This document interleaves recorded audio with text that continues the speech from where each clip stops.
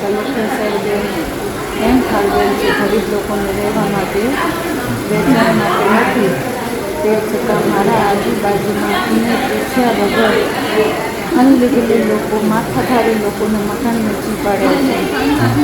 આજે એ લોકો સાથે એ લોકો બીજા લોકોને ટાર્ગેટ બનાવી એમને કહે છે કે અમે તમને પૈસા આપીએ. એટલે આપણે ત્યાં માતાજીનો ઉત્સવ કરીએ તો દશા માતાના તો ઘર માના વાસરા છે જ, ઘરમાં બેસીને બધા કરે છે. હવે એ લોકો મને કે તારા ઘર આગળ સામાન નાખ્યું છે ઘરમાં કામ કરાવવું એ હટાવો ને આ પણ મંદિરનું બધું હટાવો, તો મંદિરની આસ્થા છે તેમ હટાવો. આ મારા ઘર આગળ તો મારા ઘરનું કામ તો કરાવું ને, સામાન મારા ઘર પર ફેંકાવું. એ લોકો મને સીધો મારી ઉપર ઉતરી આવ્યા. હું દુકાને જાતી હતી, મને ખબર નહીં કે એ લોકોને કાંઈક છે વ્યસન રચીને બેઠા હતા. મને યાદ આવે એવી રીતે સૌ બોલું છું.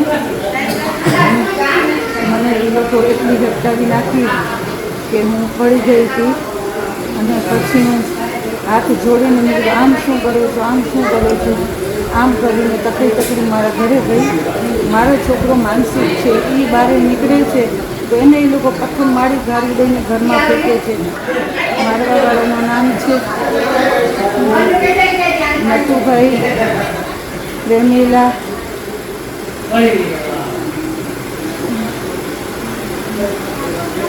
નટુભાઈની ઘરવાળી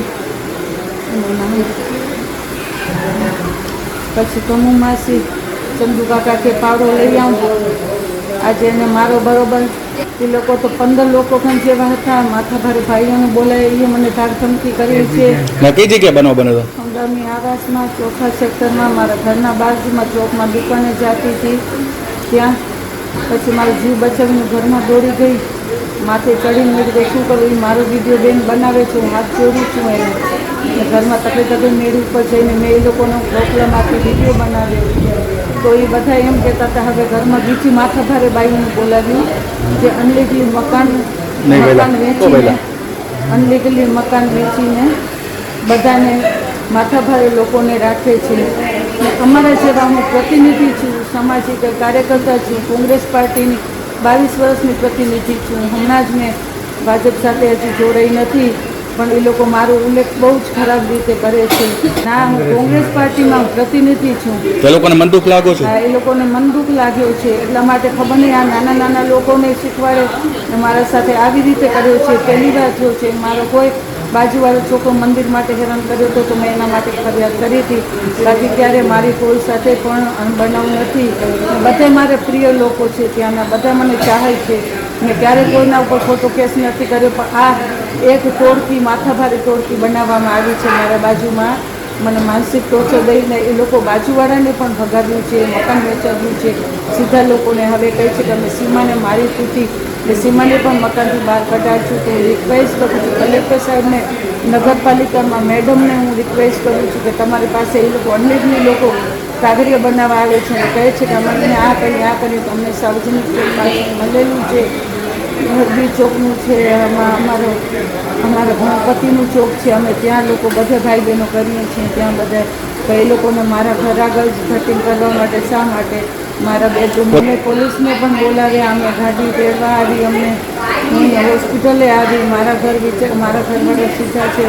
મારો છોકરો માનસિક છે, 12 વર્ષથી મારો છોકરો માનસિક છે. એક છોકરો કમાવાવાળો હતો, એને ખબર નથી, એ બિચારો સીધું હોસ્પિટલે આવ્યો. તો એ લોકો તો મને જાનથી મારી નાખે એવા છે. બધા કુકા લોકો એના સગા વગાઓને બોલાવીને ટોળા કરીને બેસે છે ને કહે છે એને ધબી નાખશું, એને મારશું.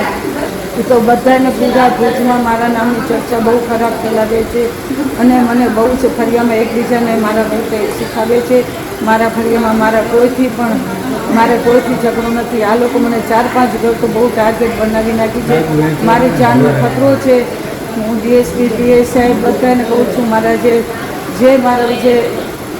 સંગઠિત ભાઈ બહેનો છે, જે રાજકારણીઓ બધાને મારી ચર્ચા પહોંચેલી છે, કીધેલું છે બધાને. મને મદદ કરો આમાં, મને આ લોકોથી મુક્તિને એ લોકોને સજા થાય એવો કરો, નકા મને પગલો બીજો ભરવો પડશે. કારણ કે મારા ઘર એક્સિડન્ટવાળા છે, મારો છોકરો અસ્થિતિ મગજનો છે, મારો એક છોકરો ગર્ભવંત ને એ મને મારવા આવશે તો અમારો શું, મારા બચ્ચાનો કોણ થશે? પણ મને ન્યાય જોઈએ. ઓકે